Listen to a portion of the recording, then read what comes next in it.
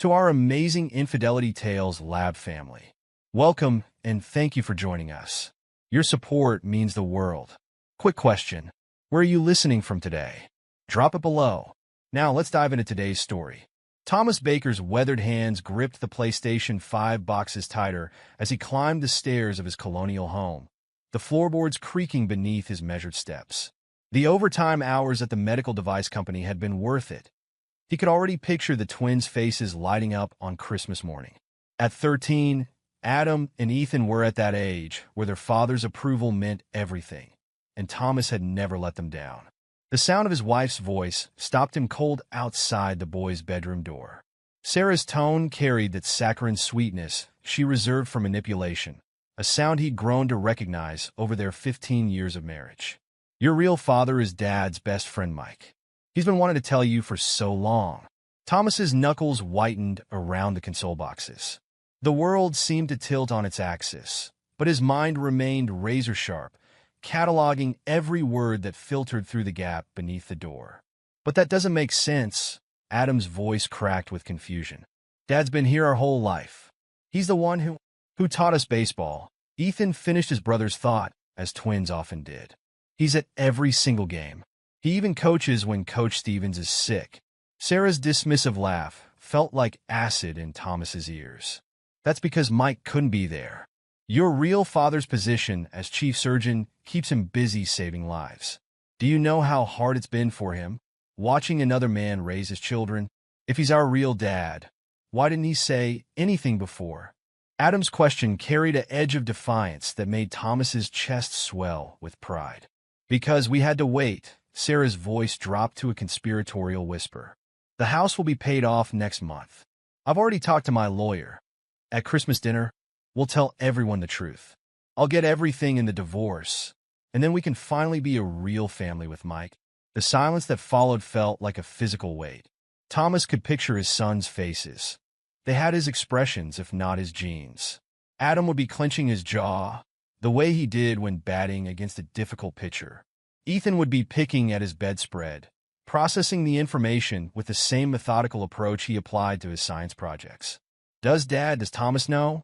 Ethan's question was barely audible. Of course not. Sarah's voice dripped with condescension. He's not exactly the sharpest tool in the shed, is he? Always so trusting, so easily led. That's why Mike chose. She caught herself, but Thomas had heard enough.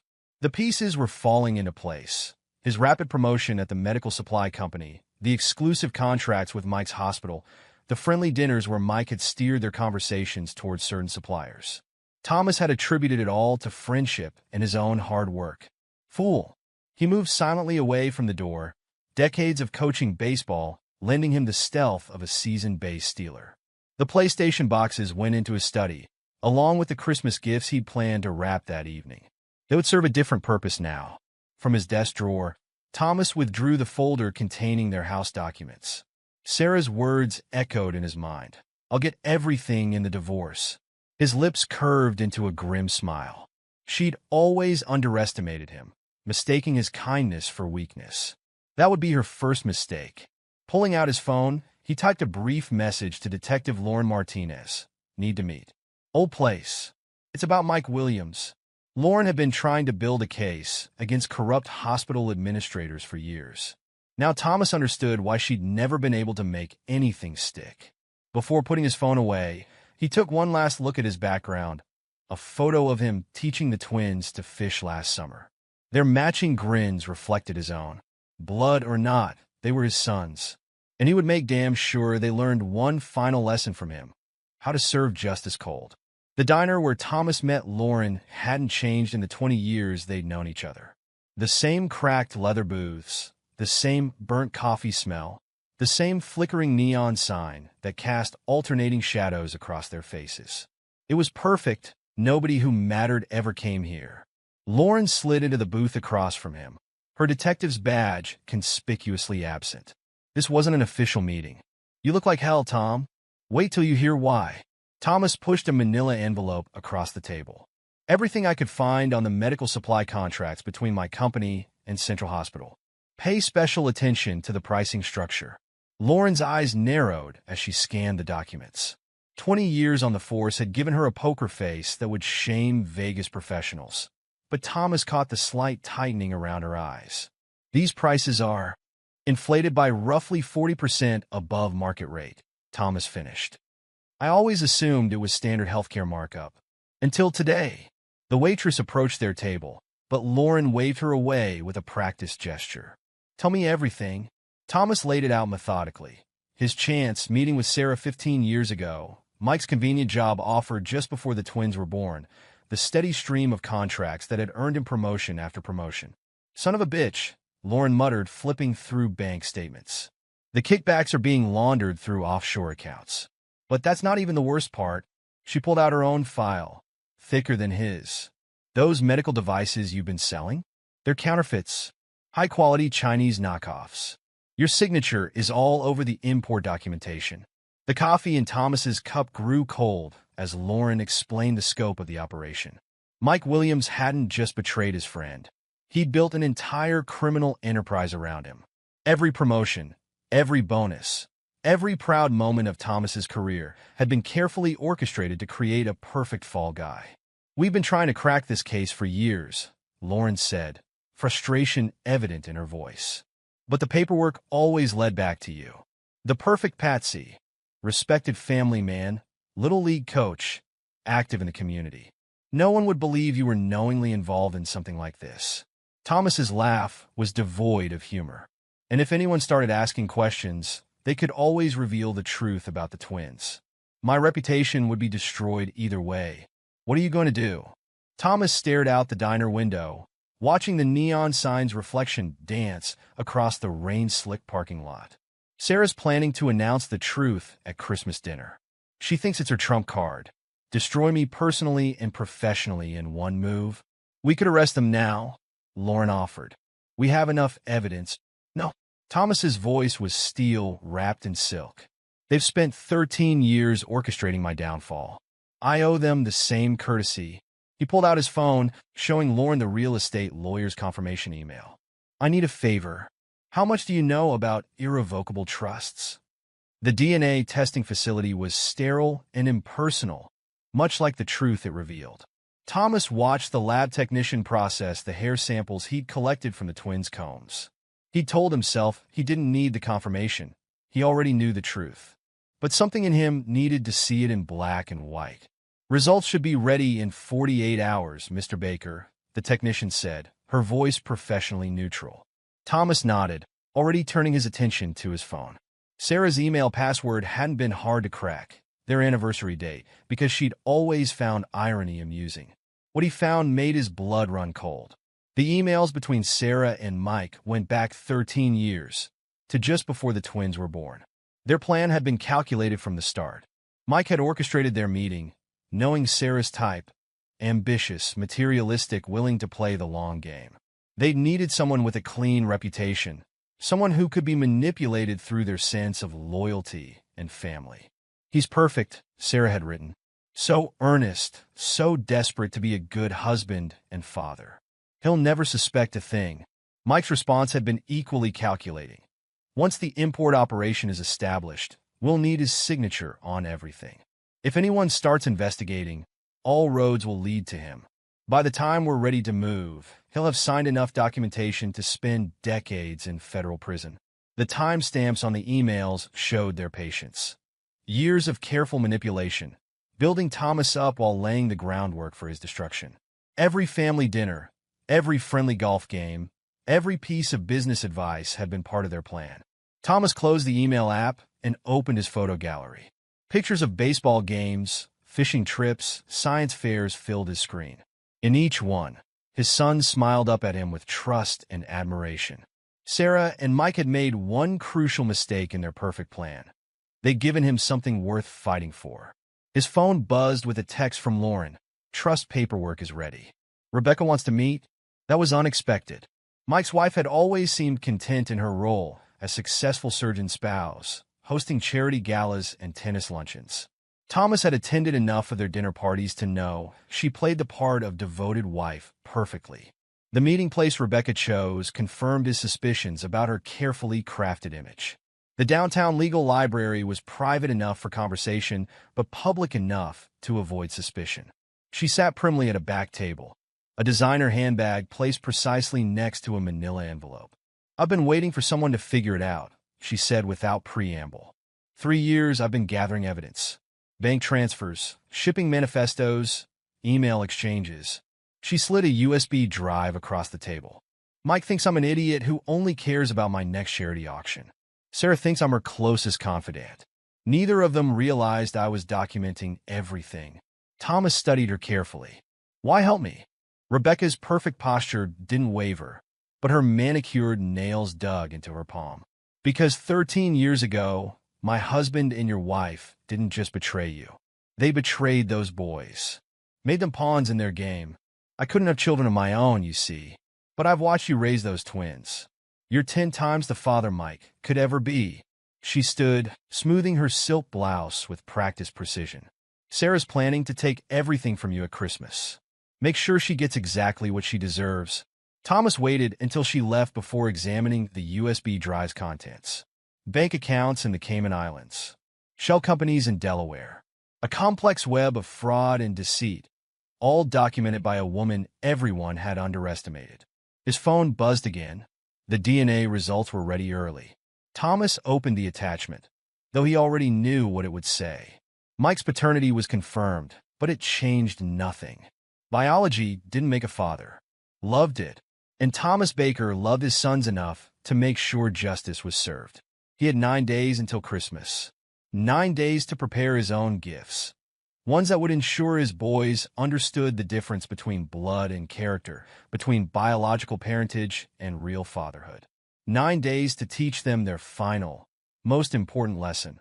Sometimes the greatest act of love is making sure justice is served, no matter the personal cost.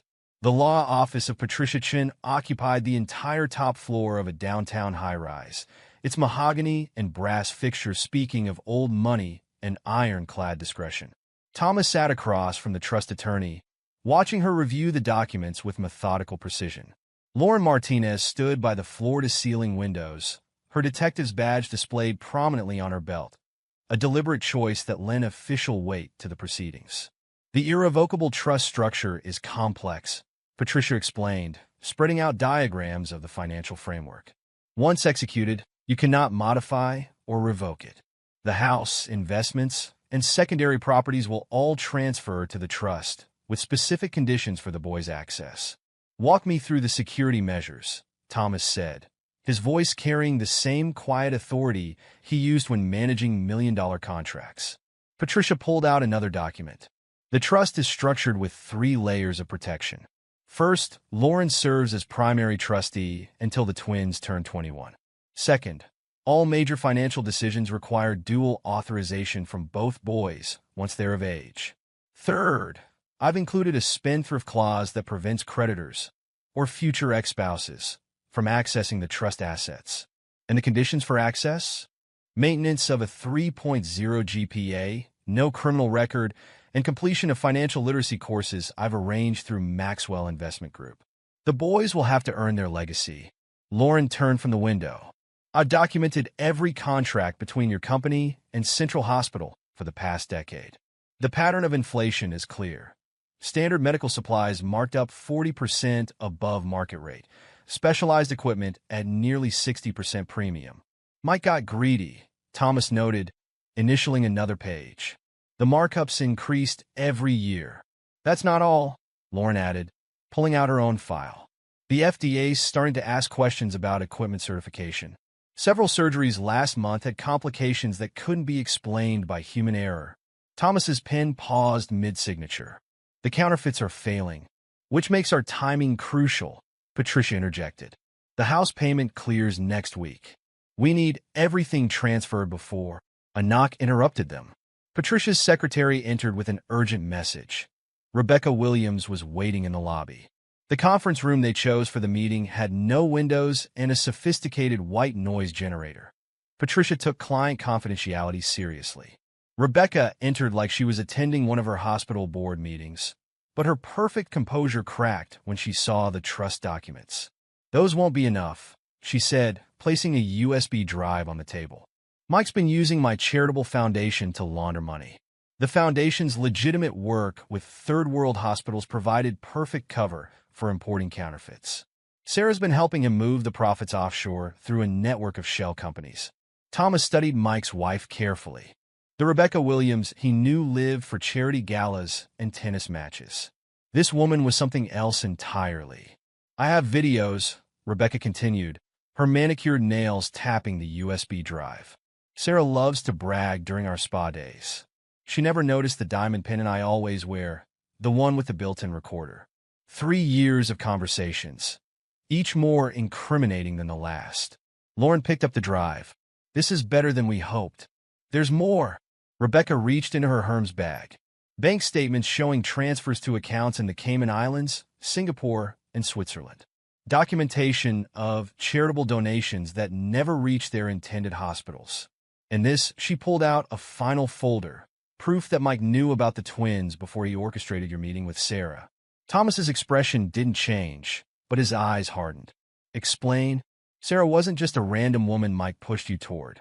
She was carefully chosen, ambitious enough to play the long game, materialistic enough to be controlled by money, and most importantly, already pregnant with Mike's children. They needed someone with an impeccable reputation to front their operation. A devoted family man would be above suspicion. Why help us? Lauren asked. Rebecca's perfect posture finally slipped, revealing a glimpse of raw pain. Because I couldn't have children, complications from a surgery Mike performed early in our marriage. He said it was unavoidable. Last month, I found records proving he'd made a deliberate choice during the procedure. Something about not wanting children complicating his plans. She stood, smoothing her designer suit. Sarah thinks she's taking everything from you at Christmas. Make sure she loses it all instead. After she left, Lauren plugged in the USB drive. The evidence was damning. Years of careful documentation, financial records, recorded conversations, even video footage from Foundation events showing Mike meeting with suspicious medical suppliers. Thomas watched the evidence pile up on the screen, his expression unreadable. Time to accelerate the plan. The garage workbench was organized with military precision. Tools laid out in order of use, instruction manuals open to relevant pages, backup supplies ready if needed. Thomas had always believed in teaching through proper preparation. The key to maintaining any machine, he explained, guiding Adam through the oil change procedure, is understanding its parts. Cars, houses, bank accounts, they all follow the same principle. Ethan looked up from his detailed notes. Like how you taught us to break down complex math problems? Exactly. Thomas smiled, remembering countless homework sessions at the kitchen table. Big problems become manageable when you understand their components. The lessons had taken on new urgency this week. Yesterday was home repair, fixing leaky faucets, replacing electrical outlets, basic plumbing. Tomorrow would be financial management, budgeting, investing, understanding credit scores. Skills compressed into days that should have been taught over years.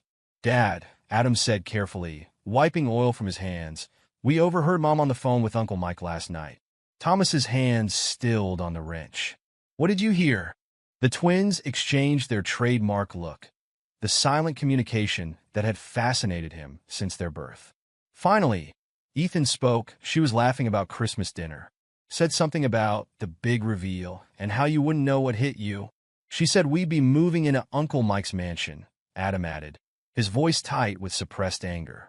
That we wouldn't need to know working-class skills anymore. Thomas set down his tools and faced his sons directly.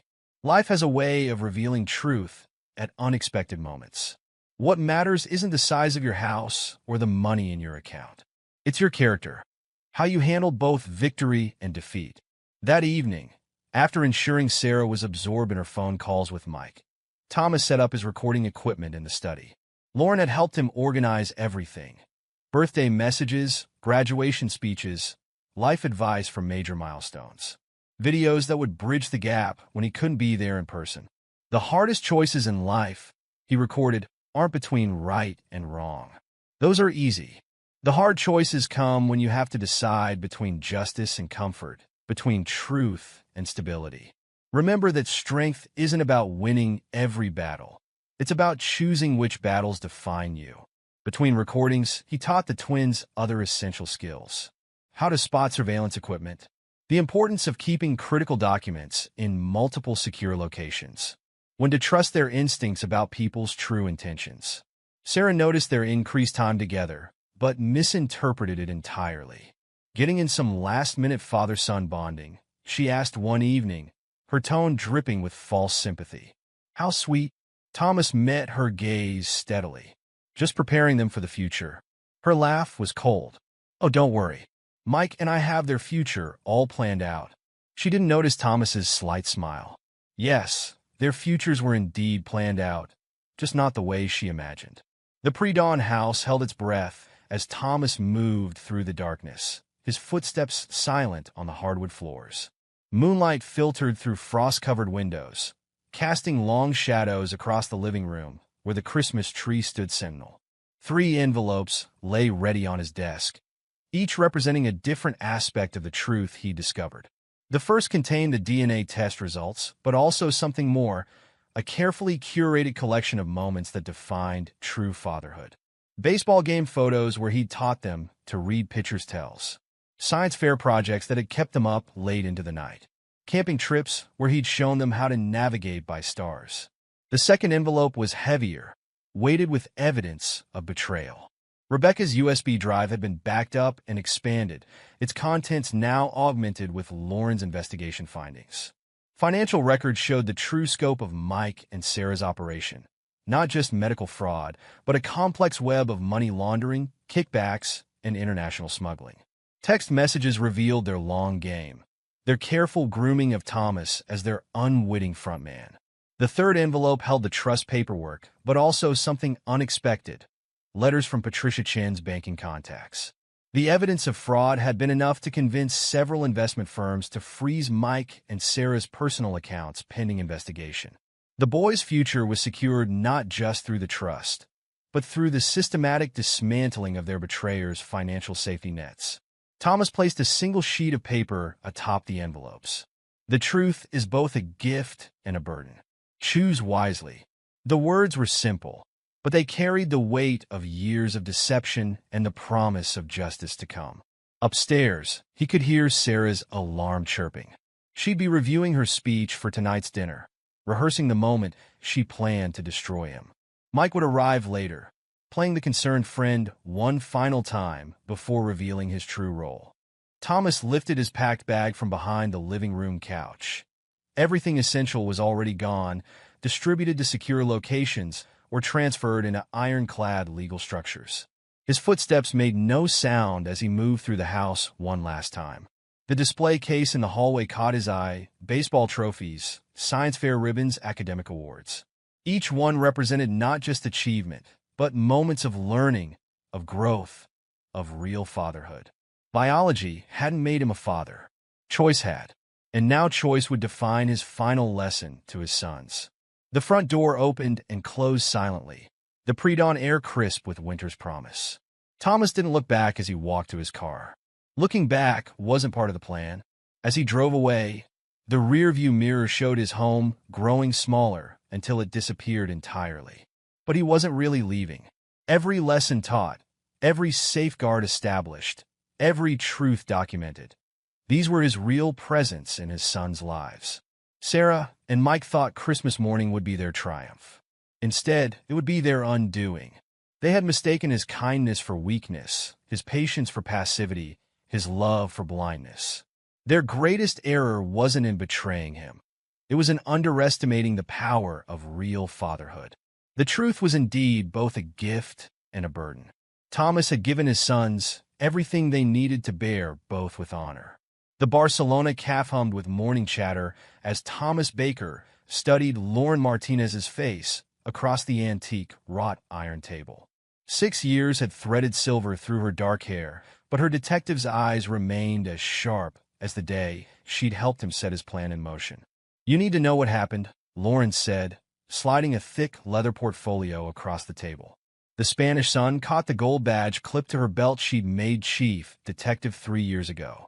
It unfolded better than we planned, with some delicious twists even we couldn't have orchestrated. Thomas took a measured sip of espresso, his composed demeanor unchanged from the day he'd walked away. Time in Europe had added sophisticated touches to his appearance. Bespoke suits replaced department store ones, but his eyes retained their steady, calculating gaze. Sarah found the envelopes at exactly 6:07 a.m. Christmas morning. Lauren began, pulling out time-stamped security footage stills. She went straight for the tree, probably planning to remove anything you'd left. But when she saw the envelopes, Lauren's smile was razor-sharp. The neighbors 3 houses down heard her scream. The photos showed Sarah's perfectly maintained facade crumbling as she tore through each envelope. Her designer robe wrinkled, her careful makeup streaking as she frantically dialed her phone. She called Mike 17 times in 20 minutes. Lauren continued, laying out phone records. The transcripts are something else. He knows everything. She kept screaming. Fix this now. But Mike had bigger problems. The FDA had just launched a surprise inspection of 3 major hospitals in his network. Someone had sent them very detailed documentation about counterfeit medical devices. Rebecca always did understand timing, Thomas noted, examining the FDA notification documents. Sarah completely lost it when she found the trust paperwork. She'd already called her lawyer, bragging about taking everything in the divorce. Finding out you'd transferred the house, the investments, even the furniture into an ironclad trust for the boys. Lauren's laugh was genuine. The security cameras caught her throwing a Waterford crystal vase at the wall. The one Mike gave her last Christmas, ironically. Thomas's expression remained neutral, but his eyes held cold satisfaction. The boys? That's where it gets interesting. They came down around 7, after Sarah's initial meltdown. Found the envelopes scattered across the floor. Adam picked them up first. He's always been the more analytical one. Spent an hour reading everything before explaining it to Ethan. Lauren produced more surveillance photos of the twins at the kitchen table, surrounded by papers, their young faces set in expressions far too serious for 13-year-olds. The DNA test didn't shock them much, she continued. They'd suspected something was off since Sarah's conversation in their room. But the evidence of the criminal enterprise? That hit hard. Especially the emails showing how long Mike and Sarah had been planning to destroy you. Sarah tried damage control, of course, Lauren added, her tone hardening. Showed up in the kitchen doorway, doing her best grieving wife act. Started some speech about misunderstandings and family loyalty. But the boys? Lauren's smile returned. They'd learned your lessons well. Tell me? Ethan spoke first, looked her dead in the eye and said, a real parent protects their children. Dad protected us by making sure we'd have a home and education, even though it meant leaving. What were you protecting when you helped Uncle Mike sell fake medical equipment to sick people? Thomas's fingers tightened slightly on his espresso cup, the only visible sign of emotion. Adam was even better, Lauren continued. He pulled out the trust paperwork and said, Dad taught us to judge people by their choices, not their circumstances. You and Mike chose fraud. Dad chose justice, even though it cost him everything. That's what real love looks like. The morning crowd thinned as Lauren detailed the hours that followed. Sarah's increasingly hysterical attempts to control the situation. Mike's frantic calls as the FDA investigation expanded. The boys' steady refusal to be manipulated by either of them. By nightfall, Lauren concluded, Sarah was in FBI custody. Mike was being escorted out of the hospital in handcuffs, and the boys were safely installed in their trust-protected home, with me as their court-appointed guardian until 21. Thomas allowed himself a small nod. And Rebecca? Lauren's grin turned wolfish. Oh, she saved her best move for last. Want to hear how she dismantled Mike's entire empire in under 6 hours?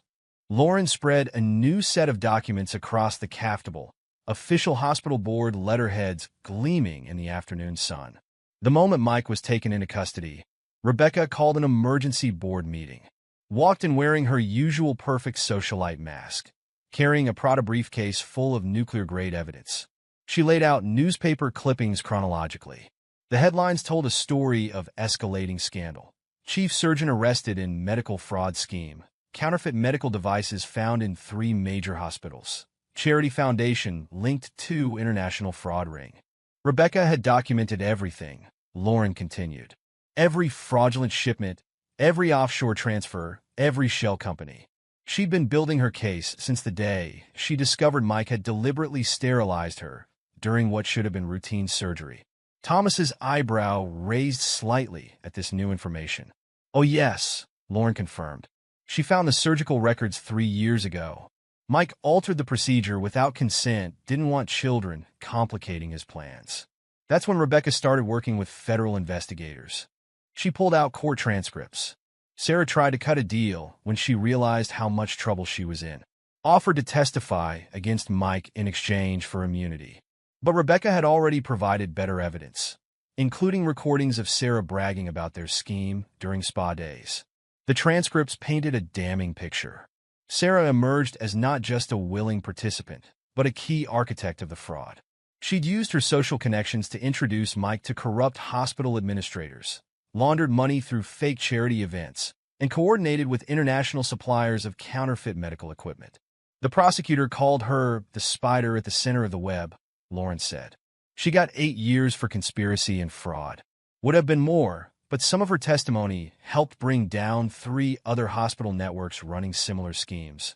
Thomas examined photos of his son's academic achievements, honor roll certificates, debate team victories, science fair championships. Their progress? Exceptional. The trust requirements were clear: maintain a 3.0 GPA and stay out of trouble for access to the house and college fund.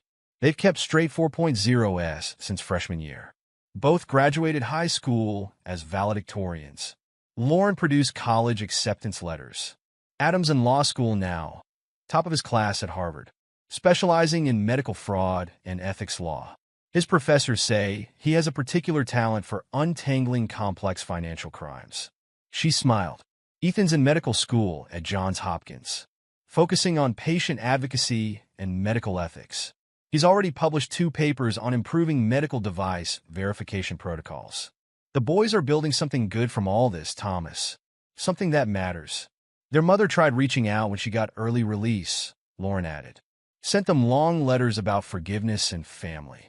They responded with copies of their college admission essays. Both wrote about learning the difference between biological parentage and real fatherhood one Christmas morning. The afternoon sun slanted through the CAF's windows as Lauren produced a yellowed newspaper clipping. The boys wrote this 6 months after everything happened. Every major paper in the state ran it. Thomas unfolded the letter with careful fingers. Blood doesn't make a father. Love does. The man who taught us honor by example, who protected us even as he walked away, who ensured we had a future even when it couldn't include him, that's our real father. We don't need a DNA test to prove it. Our dad taught us that character isn't about winning every fight. It's about choosing the right battles and being willing to sacrifice for what matters. He showed us that love isn't about possession or control, but about doing what's right, even when it breaks your heart. Some people will say he abandoned us. They're wrong. He gave us the most valuable gifts a father can give: the truth, the tools to build our future, and an example of real integrity. Biology didn't make him our father. His choices did. And our choice is clear: we're proud to be Thomas Baker's sons. That letter changed everything, Lauren explained. You went from perceived villain to whistleblower hero overnight. Rebecca's patient advocacy organization used it to push through major reforms in medical device regulation. They call it the Baker Protocol now. She showed recent photos on her phone. The boys kept the house exactly as you left it. Just added one thing: a home office, always ready. Your birthday and graduation videos are there. But they're not just memories anymore. They study them, learn from them. Before every major decision, they watch relevant clips, asking themselves what you would advise. Thomas maintained his composure, but his eyes softened almost imperceptibly as Lauren continued. Mike serving 15 years in federal prison. His appeals were denied. Turns out judges take a dim view of doctors knowingly implanting counterfeit devices in patients. Sarah got out after 6 years, tried to re-establish contact. The boys sent back copies of their college applications. She produced the essays. Both listed the same defining moment: Christmas morning, age 13, when we learned that truth and justice aren't abstract concepts, they're choices you make, even when they break your heart. Our father taught us that real strength isn't about avoiding hard decisions, but about facing them with integrity and accepting their consequences. It's a lesson we carry into every aspect of our lives. Rebecca divorced Mike, used the settlement to expand her advocacy work. The boys volunteer there during breaks, helping identify suspicious medical supply patterns in hospitals nationwide. They're turning this whole experience into something that helps others. Thomas read his son's words in silence, each line reflecting the principles he'd tried to instill about character, about justice, about the difference between biological accident and chosen family. The real gift wasn't the DNA test or the trust, Lawrence said quietly.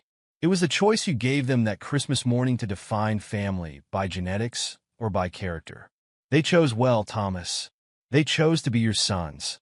The Barcelona afternoon painted long shadows across the Capitol as Thomas finally allowed himself a genuine smile. He hadn't lost his family that Christmas morning. He taught them their most important lesson, that love isn't about blood or circumstance, it's about the choices we make, the principles we uphold, and the legacy we leave behind. In that lesson, they'd all found their true inheritance. Epilogue. 10 years later, the Manhattan courthouse buzzed with anticipation as Adam Baker, now 33, adjusted his tie in the polished marble reflection. His reputation as the Justice Department's leading prosecutor in medical fraud cases had made this moment inevitable. Across the courtroom sat Mike Williams, gray-haired and haggard, seeking parole after serving his 15-year sentence. "The board calls Dr. Michael Williams," the parole chairman announced. Adam watched his biological father shuffle forward in prison orange, the once proud surgeon reduced to pleading for freedom. 10 years had carved deep lines into Mike's face, each one earned in a federal prison where his fellow inmates had their own opinions about doctors who knowingly implanted counterfeit devices. "Before we begin," Adam spoke clearly, his voice carrying his father Thomas's steady authority, "I'd like to submit new evidence regarding continued criminal enterprise conducted from prison." Mike's face went slack as Adam produced documentation showing attempts to rebuild his counterfeit medical supply network through prison contacts. The parole board members' expressions hardened as they reviewed the evidence. "Additionally," Adam continued, "my brother Dr. Ethan Baker, Chief of Medical Ethics at Johns Hopkins, has prepared a report detailing the human cost of the defendant's actions. 37 deaths directly linked to counterfeit devices. Over 200 patients requiring additional surgeries.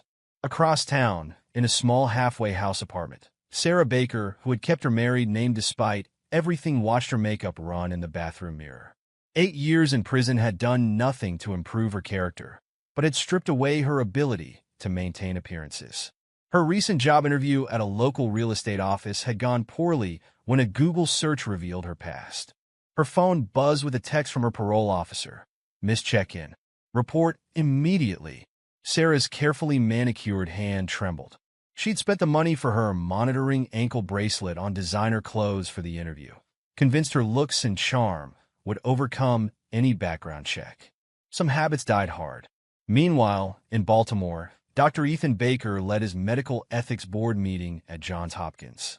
The Baker Protocol for Medical Device Verification had become the international gold standard, implemented in hospitals worldwide. His office wall held the letter he and Adam had published all those years ago, next to his father's graduation message video still in its frame. "The latest implementation reports are encouraging," Ethan addressed the board. "Device fraud attempts down 87% globally. The verification blockchain we developed with Dad's old company has proven nearly impossible to circumvent." Rebecca Williams, now Rebecca Chun after remarrying, sat at the board table. Her patient advocacy organization had grown into a powerful watchdog group with offices in 12 countries. The settlement from her divorce from Mike had seeded an endowment that funded research into medical device safety. "The Indonesian branch just caught another counterfeiting ring," Rebecca reported. "They were using the same methods Mike and Sarah pioneered. The difference is, now we know exactly what to look for." In her own tiny apartment across the city, Sarah spent her evenings watching old social media videos from her glory days. Her attempted tell-all book about the scandal had been blocked by an ironclad non-disclosure agreement buried in the trust paperwork Thomas had left behind. Her former friends had vanished along with her status. Even her tennis club membership had been revoked. Yet in Barcelona, Thomas Baker's life had evolved in unexpected ways. His experience exposing medical fraud had led to consulting work with international healthcare organizations. He'd built a new career helping hospitals protect themselves against schemes like Mike's, though he never used his real name or appeared in public. Lauren Martinez, now FBI special agent in charge of healthcare fraud, kept him updated on the boy's achievements. Adam's prosecution record was unmatched. Ethan's medical ethics work was revolutionizing patient safety. Both men had families of their own now, raising their children with the same principles Thomas had taught them. The trust house remained exactly as Thomas had left it, with one addition. The home office had become a kind of museum: diplomas, awards, newspaper articles telling the story of two boys who chose character over biology. Thomas's graduation and birthday videos played on special occasions, his lessons still guiding his son's decisions. Mike's parole hearing ended exactly as Adam had planned. The evidence of continued criminal activity earned him another 5 years. As he was led away, he finally asked the question that had haunted him for a decade. "Why didn't you help me? I'm your real father." Adam's response carried all of Thomas's quiet strength. "No, you're just a man whose DNA I share. My real father taught me that biology is chance, but character is choice. You chose fraud. He chose justice. I choose to be his son." In her halfway house, Sarah watched another job rejection email arrive. Her parole officer had arranged mind-numbing work at a fast food restaurant, a far cry from the mansions and country clubs she'd once frequented. Her attempts to contact the twins were met with the same response: copies of their achievements, their father's principles in action. Rebecca's organization continued to grow, with the twins serving on its board of directors. The annual Thomas Baker Ethics in Medicine Award became healthcare's highest honor, though few knew the real story behind its name. The foundation's headquarters displayed that decade-old letter prominently in its lobby, its message unchanged by time. Blood doesn't make a father. Love does. Thomas's legacy lived on not just in his sons, but in countless lives saved by their work. The choice he'd made that Christmas morning had rippled outward, transforming personal betrayal into public good. While Sarah struggled to rebuild her shattered life and Mike faced more prison time, Thomas had given his son something far more valuable than inheritance or status: the example of choosing right over easy, truth over comfort, character over circumstance. In his Barcelona apartment, Thomas added 2 new photos to his private collection, his granddaughters, both named Joy, one from each son. He'd never met them in person, but Lauren kept him updated with pictures and stories. They were growing up learning the same lessons he'd taught their fathers. That real family is built on choices, not chance. That love, sometimes, means letting go. That truth, however painful, is always the greatest gift. The real victory hadn't been revenge, though Sarah and Mike's downfall was complete. It hadn't even been justice, though their crimes had been exposed and punished. The real triumph was in the lives his sons had built, the good they'd accomplished, the legacy they'd created. Thomas Baker had lost his family that Christmas morning, but he'd given his sons the tools to build something far more precious: a legacy of integrity that would outlive them all.